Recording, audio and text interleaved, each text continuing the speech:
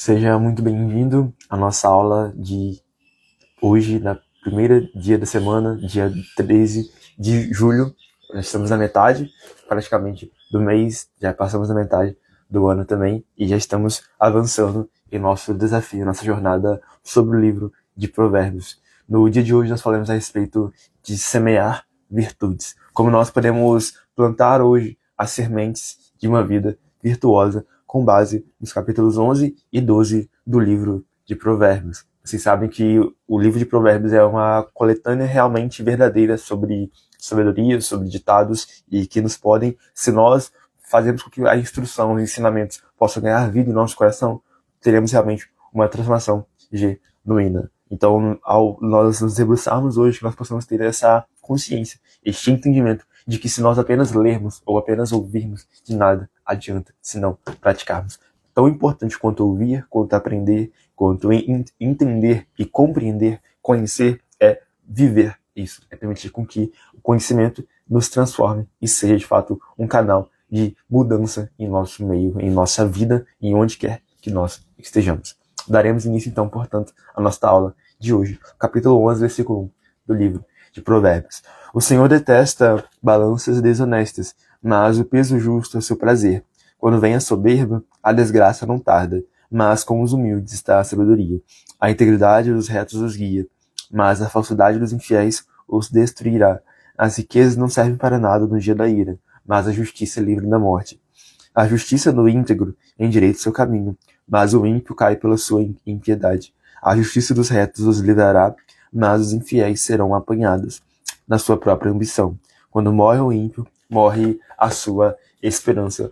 Uma característica muito citada nessa passagem que nós estamos lendo aqui é a respeito da justiça. É isso que o proverbialista Salomão inicia ao dizer que o Senhor detesta balanças desonestas. As pessoas que utilizam de dois pesos e duas medidas, pessoas que utilizam de mecanismos que não são de acordo com a realidade ou com a verdade, o Senhor abomina. Isso, na verdade, retrata um coração que está afastado da lei de Deus. Pessoas que não praticam a justiça, que não vivem de acordo com a verdade, são detestados, são odiados, abominados pelo Senhor. Em contrapartida, a pessoa que usa de pesos justos, de pessoas que usam com um peso apenas, uma medida apenas, que não são diferentes em seu agir, que não fazem acepção de pessoas. Nessas pessoas, nesses indivíduos, está o prazer de Deus. E isso me lembra o episódio, né, onde está narrado o batismo de Jesus, onde vai dizer que quando Jesus é batizado por João Batista, no Rio Jordão, é dito que o céu se abre, uma pomba desce, e é uma forma corpórea do Espírito Santo, e uma voz diz: "Este é meu filho amado, em quem tenho prazer." Quando nós olhamos essa passagem, nós vemos que Jesus era aquele que dava prazer ao Pai, aquele que alegrava ao Pai. Nós entendemos que a graça, o favor imerecido, nos faz ser amados por Deus, a ponto que nada daquilo que nós façamos pode fazê-lo nos amar mais, e também nada pode nos fazê-lo nos amar menos. Mas, se nós queremos que ele tenha o seu deleite, o seu prazer conosco, assim como ele também expressou o prazer dele em Jesus, no episódio, na ocasião do batismo, nós precisamos viver em justiça. É preciso expressar o caráter de Deus em nossas ações, em nossa conduta, enxergando a nossa identidade de filiação em Deus, e a partir disso, viver de acordo com a pessoa que nós já somos, entendendo que a identidade precisa ser expressa na conduta justa, reta e íntegra, assim como Jó também é descrito como um homem reto, justo, íntegro e temente ao Senhor. O versículo 2 é um alerta contra a soberba, contra a altivez, o orgulho, a presunção, a falar que quando vem a soberba, a queda, a desgraça não é tarda, mas em contrapartida, mais uma vez, com os humildes está a sabedoria. O coração sábio é um coração, em última instância, humilde. Um coração que sabe que não sabe todas as coisas, como Sócrates dizia. Um coração que entende a sua limitação. Eu aprendo com o Pedro Calabres, um filósofo, um neurocientista brasileiro muito famoso, relevante, que a humildade não tem a ver com você ser subserviente, com você se colocar num lugar de inferioridade. Mas, na verdade, como também Douglas Gonçalves diz, a humildade não é pensar menos de si mesmo, mas é pensar menos em si próprio. Como Calabres diz, a humildade é você entender as suas limitações, não ser subserviente. E como Gonçalves afirma, a humildade tem a ver com pensar menos em si próprio, em enxergar a vida do outro. Enquanto o soberbo, o altivo, o presunçoso, o orgulhoso, o arrogante vai olhar muito para si próprio, vai olhar com empáfia, vai olhar muito com os olhos, talvez com a cabeça, com o nariz empinado em relação aos outros, quando na verdade nós entendemos que nós somos humildes, somos seres humanos, humus da terra, do pó nós viemos, e ao pó nós retornaremos. Esta é a sabedoria bíblica que nós precisamos trazer para nós, em nossa mente, neste dia, nesse primeiro dia da semana, na segunda-feira. No versículo 3 vai falar que a integridade, a justiça das pessoas retas vai guiá-las, porque isso é como uma lâmpada, uma bússola que vai mostrar um radar. Esta conduta, esta ação, essa palavra que eu estou fazendo, de fato corresponde à integridade, à justiça que eu busco, ou não, talvez. Isso vai evitar que eu ande no caminho reto. Mas, em contrapartida, mais uma vez, a falsidade dos infiéis os destruirá. Vocês percebem que existem aqui uma série de contrastes, né? Aquilo que na sabedoria, na filosofia, na poesia hebraica é conhecido como paralelismo, falar primeiramente de um contraste em relação ao outro. Então a gente fala primeiramente das pessoas justas em relação aos íntegros, as pessoas que andam em integridade em relação àquelas que não andam, das pessoas humildes em relação às pessoas orgulhosas. É que, mais uma vez, o proverbialista, o autor, o Espírito Santo que inspirou Salomão, nos mostrando a importância, a urgência de nós vivermos semeando virtudes, de nós semearmos aquilo que nós iremos colher no futuro, semearmos uma vida boa, uma vida em plenitude. Versículo 7, vamos concluir essa passagem, esta perícope, esta análise, falando que quando morre o ímpio, morre a sua esperança, e o que ele esperava do seu poder se dissipa. Enquanto a vida, a esperança, outra passagem que Salomão nos escreve. Porém, a pessoa que vive em impiedade, que vive no erro, no pecado, para ela não existe mais esperança, porque ela sabe que é aquilo que ela plantou agora, os vícios que ela cometeu, porque o vício é o contrário, o oposto da virtude, certamente vão fazê-la viver de forma errada e vão fazê-la colher as consequências das suas ações. Continuemos, portanto, no versículo 8. O justo é libertado da angústia, mas o ímpio a recebe no lugar dele. O ímpio destrói o próximo com o que diz, mas os justos são libertados pelo conhecimento. A cidade se alegra com o bem-estar dos justos, mas dá gritos de alegria quando perecem os ímpios. Pela bênção dos retos a cidade é exaltada, mas pela boca dos ímpios é destruída. Quem fala mal do seu próximo não tem juízo, o homem prudente se cala. O mexeriqueiro revela os segredos, mas o fiel de espírito os encobre. Não havendo direção sábia, o povo fracassa. Com muitos conselheiros, há segurança. Quem fica por fiador de um estranho acaba tendo um problema, mas o que foge ser fiador estará seguro. Última passagem que poderemos ler agora. A mulher bondosa alcança honra e os poderosos adquirem riqueza. Nós percebemos aqui mais uma vez a respeito da vida virtuosa. A pessoa que é justa, que é íntegra, que vive de acordo com a virtude, é uma pessoa que será libertada da angústia. Esta é a promessa que Salomão nos ensina no versículo 8, que o justo é libertado, ele é protegido, é salvo da angústia. É claro que a vida justa não é uma vida afastada de todo tipo de dor, de sofrimento. Não, é uma vida que, com certeza, por nós seguirmos o caminho de maior resistência, de fazermos aquilo que nosso coração, nossa carne não queira, não deseja, certamente nós iremos sofrer muito mais. Contudo, a certeza que nós temos é da salvação, a certeza de que, ao viver de forma correta, nós iremos ser exaltados, iremos ser glorificados com aquilo que nós estamos fazendo agora. Nós teremos uma honra, iremos receber o júbilo, iremos receber o prazer da vida daqueles que vivem de acordo com a justiça, ao passo que aqueles que vivem em impiedade, que vivem em injustiça, irão sofrer as suas consequências. Esta é uma constatação que está sempre voltando enquanto nós lemos essas passagens. A pessoa que colhe o bem vai plantar o bem, e a pessoa que colhe o mal irá plantar o mal. É claro que quando nós ler, por exemplo, o livro de Eclesiastes ou Jó, nós percebemos que também pessoas que fazem o bem podem, inevitavelmente, colher o mal. Porque neste mundo injusto, de desigualdade, do pecado, certamente coisas boas acontecem com pessoas ruins e coisas ruins ocorrem com pessoas boas. Mas a nossa esperança não pode estar aqui. A nossa esperança precisa estar na certeza de que se nós fazemos o bem agora, na eternidade, nós teremos uma recompensa eterna. E aqui, mais uma vez, eu não estou falando que a nossa salvação está em obras. É claro que nós somos salvos pela graça, por meio da fé, como Paulo vai dizer em Efésios 2:8, mas,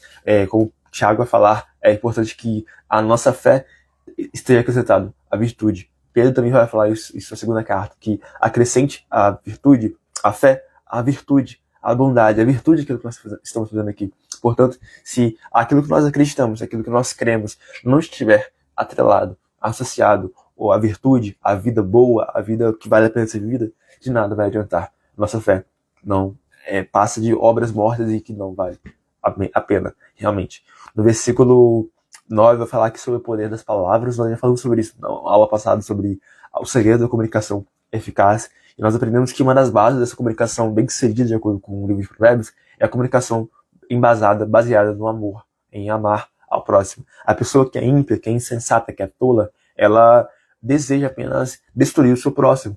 E ela faz isso com aquilo que ela diz. No versículo 9 vai falar que o ímpio destrói o próximo com o que ele diz. A pessoa que não tem bom senso, ela vai acabar fazendo mal ao seu próximo, ao passo que o justo vai ser libertado pelo seu conhecimento. Ele vai ter tanta inteligência, tanta sabedoria, que vai ser capaz de ajudar o próximo e ajudar a si mesmo. Versículo 12, mais uma vez, está aqui o poder das palavras ou as consequências de aquilo que nós falamos. Aquele que fala mal do seu próximo não tem juízo. Aquele que é prudente se cala. Mais uma vez o contraste, a pessoa que fala mal, que usa da sua boca, da sua palavra, da sua língua, ao invés de edificar ao próximo para destruí-lo, mas em contrapartida nós queremos ser aqueles que vão ser prudentes, que muitas vezes iremos permanecer no silêncio, iremos calcular, iremos ponderar, iremos analisar. Em uma sociedade cada vez mais acelerada, onde você precisa aprender ou ouvir ou responder da forma mais rápida possível, o ato de você silenciar, de você acalmar o seu coração, é um ato de resistência. É um ato de mostrar que você está evidenciando e buscando um coração virtuoso. É um ato que vai, certamente, na contramão do mundo. Mas nós não somos como aqueles que estão buscando seguir o caminho da manada ou da boiada, como o Flávio Augusto diz, o caminho das pessoas que fazem tudo aquilo que os outros fazem. Mas nós queremos ir na contramão. Queremos fazer aquilo que realmente traz uma vida em plenitude, uma vida virtuosa. O versículo 14 vai falar sobre a sabedoria, sobre relacionamentos e sobre aquilo que Stephen Scott, em seu livro O Homem Mais Rico que Já Existiu, que é Salomão, vai falar que o poder das parcerias, das pessoas que nós temos ao nosso redor, pessoas que nos aconselham, e Salomão vai falar aqui no versículo 14, que aqueles que não têm direção sábia irão fracassar, mas aqueles que têm muitos conselheiros possuem segurança. E uma nota de rodapé que nós podemos fazer aqui, ao comentarmos essa passagem, é que muitas vezes os conselheiros que nós temos não são pessoas vivas. É claro que aqui eu não estou defendendo a doutrina espiritista, que nós podemos falar com pessoas mortas, mas estou falando aqui que muitas vezes nossos conselheiros são pessoas que já não estão aqui entre nós, mas que deixaram livros. Quando nós lemos a obra de Salomão, nós estamos tornando ele o nosso conselheiro. Nós estamos ouvindo os conselhos que Salomão escreveu há milênios e fazendo com que isso nos torne pessoas mais virtuosas. Portanto, ao escolher ter Salomão, Marco Aurélio, Sêneca, Platão, Aristóteles, pessoas que foram sábias, que não estão mais entre nós, como nossos conselheiros, nós estamos demonstrando um coração sábio, e assim nós teremos segurança, porque estamos fundamentando as nossas decisões naquilo que já foi consolidado há anos, e certamente nós teremos uma vida que vale a pena ser vivida. E a última passagem que nós vemos aqui é sobre a mulher bondosa que alcança a honra e os poderosos que adquirem riqueza. As pessoas boas, mais uma vez, a leitura proverbialista é uma leitura de probabilidades, né? Salomão observou a realidade e entendeu, se nós fazemos isso, é muito provável que nós iremos colher isso. E é isso que ele vai constatar aqui no versículo 16, dizer que a mulher bondosa, aquela que é virtuosa, aquela que é justa, reta, ela tende a alcançar honra. E também, do mesmo modo, aqueles que são poderosos adquirem riqueza. Esta é a sabedoria, este é o conselho que Salomão nos mostra aqui. É importante nós sermos bondosos para alcançarmos a honra e nós sermos poderosos no sentido de mostrar o poder, a autoridade servidora, aquela que vai ajudar o próximo. E assim nós certamente iremos adquirir riquezas. Versículo 17. O homem bondoso faz bem a si mesmo, mas o cruel fere a si mesmo. O ímpio recebe um salário ilusório, mas o que semeia a justiça terá recompensa verdadeira. Tão certo como a justiça conduz para a vida, quem segue o mau caminho para a morte. O Senhor detesta o ser perverso de coração, mas os que andam com integridade são o seu prazer. É evidente que os maus serão castigados, mas a geração dos justos será poupada. Como joia de ouro em focinho de porco, Assim a mulher bonita que não tem juízo. O desejo dos justos tende somente para o bem, mas a expectativa dos ímpios resulta em ira. Uns dão com generosidade e têm cada vez mais, outros retêm mais do que é justo e acabam na pobreza. A pessoa generosa prosperará, e quem dá de beber terá sua sede saciada. O povo amaldiçoa quem retém o trigo, mas a bênção virá sobre a cabeça daquele que o vende. Quem procura o bem alcança favor. Quem corre atrás do mal acaba encontrando o que procura. Quem confia em suas riquezas cairá, mas os justos reverdecerão como as folhagens. Aquele que perturba sua casa herdará o vento, e o insensato será servo do sábio do coração. O fruto do justo é árvore de vida, e o que ganha almas é sábio. Se o justo é punido na terra, quanto mais o ímpio e o pecador. Paulo, ao concluir sua carta de Gálatas, vai falar que se nós perseverarmos ao colhermos, nós iremos colher. Quando plantamos bem, nós iremos colher no tempo, certo? E ao termos a consciência de que aquilo que nós fazemos agora vai influenciar o nosso futuro destino, nós podemos entender que cada uma das listagens, cada uma das virtudes, dos elementos e atributos da vida sábia, de acordo com que estão contidos nessas passagens que nós vemos aqui, nós podemos ajuntar cada vez mais as virtudes, as sementes da vida virtuosa e evitar as sementes da vida com vícios. Porque, como eu falei ao iniciar a aula, né, o vídeo que eu coloquei antes do Desafio Provérbio, eu falei que, assim como a terra fértil pode dar naturalmente ervas daninhas que simbolizam o nosso pecado, os nossos vícios, e que nós precisamos trabalhar para ir contra essa natureza caída, essa natureza de buscar a preguiça, de buscar a arrogância, de buscar a falar mal aos outros. Nós também precisamos, ao mesmo tempo que nós não plantamos a erva daninha e tiramos ela da nossa vida, precisamos também plantar as sementes boas. Porque de nada adianta nós aprendermos aquilo que não deve ser feito se nós não praticarmos aquilo que precisa ser feito. Que neste caso é aquilo que nós falamos aqui, é ser um homem bondoso que faz bem a si próprio e que não é um homem cruel que fere a si mesmo, e também aqueles que estão junto a si, ser a pessoa que vai, mais uma vez no versículo 20, ter a integridade que vai gerar o prazer do Senhor em nossa vida, que simboliza uma vida em integridade, uma vida com princípios, que de fato está pautada naquilo que já está estabelecido na eternidade, os princípios eternos atemporais. No versículo 24 fala sobre o poder da generosidade, de nós sermos generosos, de nós sermos pessoas que vão ajudar os outros com aquilo que nós temos. É claro que aquilo não tem a ver com você, talvez, se desgastar em tirar os seus bens para poder dar para o próximo, mas aqui é ter o coração generoso, um coração atento para aquilo que o outro está precisando. E se você tem capacidade, né, também é outro problema que nós temos aqui, se você tem capacidade de ajudar o seu próximo, faça, porque isso corresponde a uma pessoa justa, uma pessoa correta e sábia.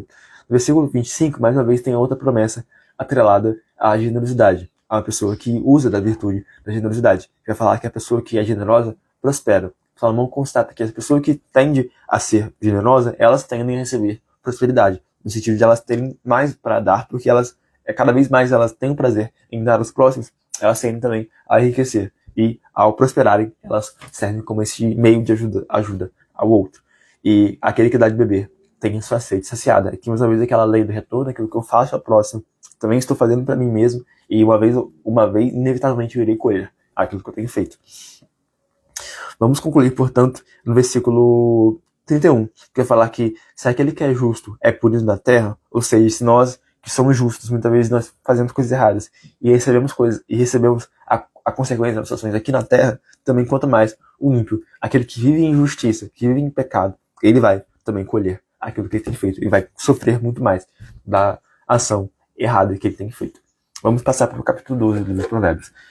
Quem ama a disciplina ama o conhecimento, mas o que odeia a repreensão é tolo. Quem faz o bem alcança o favor do Senhor, mas aquele que tem más intenções, este o Senhor condena. Ninguém se estabelece pela maldade, mas a raiz do justo não será removida. A mulher virtuosa é a coroa do seu marido, mas o que envergonha o marido é como podridão dos seus ossos. Os pensamentos dos justos são retos, os conselhos dos ímpios são falsos. As palavras dos ímpios são emboscadas para derramar sangue, mas a boca dos retos salva da morte. Os ímpios são derrubados e desaparecem, mas a causa dos justos permanecerá. Cada um será louvado pelo segundo seu entendimento, mas quem tem um coração perverso será desprezado. Melhor é ser modesto e fazer o seu trabalho do que engrandecer a si mesmo e não ter o que comer. O justo cuida de seus animais, mas o coração dos ímpios é cruel. O que lara sua terra terá pão em abundância, mas quem corre atrás de coisas sem valor não tem juízo. O ímpio quer viver dos que caçam os maus, mas a raiz dos justos produz o seu fruto. Os maus se enredam na transgressão daquilo que falam, mas os justos escaparão da angústia. Cada um se farta pelo fruto daquilo que diz. E que as suas bocas e o que suas mãos fizerem, isso receberá de volta. O caminho do insensato parece reto aos seus olhos, mas o sábio ouve os conselhos. O insensato mostra logo a sua ira, mas o prudente ignora os insultos. Quem diz a verdade favorece a justiça, mas a testemunha falsa está a serviço da fraude. A virtude nos mostra o caráter da pessoa que ama a disciplina. Aquela que recebe, que aceita a repreensão, o conselho, a advertência de uma pessoa mais sábia, mais experiente do que ela, e traz isso, ama a disciplina, mostrando que ela ama o conhecimento. Assim como o filósofo é dito como aquele que ama o saber, ele não se denomina como sábio, mas a pessoa que ama o saber, que busca cada vez mais uma vida em sabedoria. Também a pessoa que ama, que adora, que louva a disciplina, também está mostrando uma proximidade ao conhecimento. Ao passo que aquele que odeia a repreensão demonstra uma insensatez, demonstra uma tolice, demonstra de fato uma vida que falta a sabedoria. Que nós não sejamos esse tipo de pessoa, mas sejamos como aquele que vai amar a repreensão. Versículo 5 vai falar que os pensamentos dos justos são retos e os conselhos dos ímpios são falsos. Aqui, mais uma vez, é importante nós lembrarmos sobre discernir a capacidade de dizer entre o pensamento justo e assim seguir em retidão ou viver em falsidade, em seguir o conselho dos ímpios. O Salmo 1 sempre retoma isso. Bem-aventurado aquele que não anda segundo o caminho, o conselho dos ímpios, não se detém no caminho dos pecadores e não se assenta na roda dos escarnecedores. A pessoa que é bem-aventurada, que tem mais do que a felicidade em seu coração, é aquela que não vai seguir o conselho dos ímpios, porque ela discerne e sabe dizer que eles são falsos. Mas a pessoa que é reta, ela vai ter seus pensamentos justos, porque ela é capaz de dominar os seus pensamentos. Nós vemos no Provérbios capítulo 4, versículo 23, que acima de todas as coisas que nós devemos guardar é o nosso coração, porque dele procede a nossa vida. Então, ao nós guardarmos nossa mente, guardarmos nossa mentalidade, nosso interior, nós também estamos guardando a nossa vida externa, a nossa conduta, o nosso destino. Versículo 7. Os ímpios são derrubados e desaparecem, mas a casa dos justos permanecerá. Aquilo nos lembra aquela parábola que Jesus vai falar no fim do Sermão do Monte, que a pessoa que pratica os seus ensinos é como aquele que é um construtor sábio, um sábio edificador que constrói a sua vida sobre a rocha, um sólido alicerce que não irá ser abalado frente às tempestades da vida, mas aquele que é ímpio não tem uma fundamentação em sua vida e, portanto, será destruído de forma repentina e sem nenhuma forma de se levantar e se reerguer. Vamos concluir com uma passagem no versículo 15, que o caminho do insensato parece reto aos seus olhos, mas o sábio ouve os conselhos. Mais uma vez, nós citamos aqui novamente a importância de termos conselheiros, pessoas que são parceiros estratégicos, que nos trazem conselhos, que nos trazem exortações e nos mostram aqui você deve ir, aqui você não deve ir. Como um pastor que guia suas ovelhas, também nós devemos ter essas pessoas que nos servem como referências, como guias, que vão nos mostrar o caminho a ser seguido. O insensato está seguindo para o abismo e pensa, esse caminho é certo, porque ele, como fala aqui, o caminho do insensato parece reto aos seus olhos. Mesmo que o caminho dele, ele sabe que, ou talvez não saiba, ou ele desconheça, ou não se atente que esse caminho vai levar para a morte, para o abismo, ele vai continuar seguindo, porque ele não tem um conselheiro, uma pessoa que está lá na frente falando, ei, você não vai para aí, porque este caminho vai te trazer para um lugar ruim, e ele não alinha sua rota, não recalcula a rota, como eles nos falam, porque ele é insensato. Mas nós não somos com essa pessoa que é insensato, nós somos como o sábio, que vai ouvir os conselhos e seguir de acordo com aquilo que está escrito. Versículo 18, é a última passagem que nós iremos ler no dia de hoje, do versículo 18 ao 28. Palavras precipitadas são como pontas de espada, mas as palavras dos sábios são remédio. Os lábios que falam a verdade permanecem para sempre, mas a língua mentirosa desaparece no instante. A fraude no coração dos que planejam mal, mas os que aconselham a paz têm alegria. Nenhuma desgraça sobrevirá ao justo, mas os ímpios o mal os acompanhará em cheio. O Senhor detesta lábios mentirosos, mas aqueles que praticam a verdade são o seu prazer. Aquele que é prudente oculta o conhecimento, mas o coração dos insensatos proclama a tolice. O homem esforçado dominará, mas o preguiçoso ficará sujeito a trabalhos forçados. A ansiedade no coração pode abater alguém, mas uma boa palavra traz alegria. O justo serve de guia para seu companheiro, mas o caminho dos ímpios os leva a andar errantes. O preguiçoso não assará sua caça, mas o bem precioso do homem é ser esforçado. E hoje a passagem que nós iremos ler agora é o versículo 28. Na vereda da justiça está a vida, e neste caminho não há morte. Uau! Que nós, ao concluirmos essa leitura de hoje compartilhada, este estudo devocional, nós possamos praticar cada um dos versículos aqui contidos. E nós teremos que a palavra precipitada, ou seja, você falar de forma imprudente, sem calcular, sem pensar, sem analisar, é como uma ponta de espada, é como algo que vai ferir ao outro. Uma citação que Tiago Brunet diz é que palavras são como pedras lançadas como uma vidraça, contra uma janela, contra o vidro. O vidro, você até pode pedir desculpas, mas o estrago já foi feito. Aqui, então, que nós possamos, ao concluir na aula de hoje, entender que a virtude também está associada à capacidade de dominar a sua língua, dominar os seus pensamentos. Tantas vezes a gente fala sem pensar, não é mesmo? Mas aqui, mais uma vez, é trazer o conselho que Tiago diz em sua carta.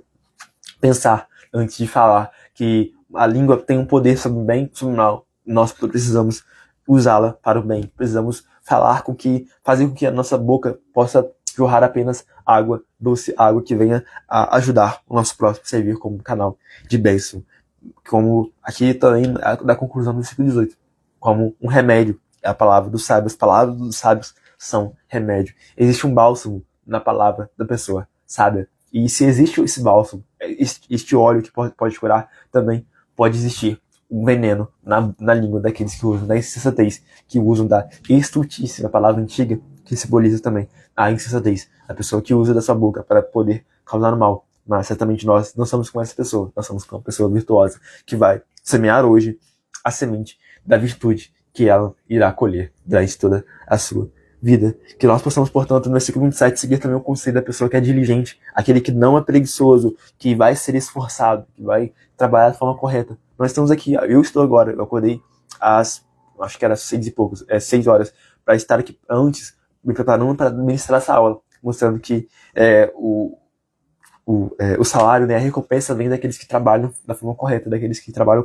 de forma diligente, e daqueles que não estão apenas buscando fantasias que talvez trazem recompensa de lucros fáceis, como as apostas, como coisas que são ilegais e ilícitas, mas que certamente não mostram um coração sábio.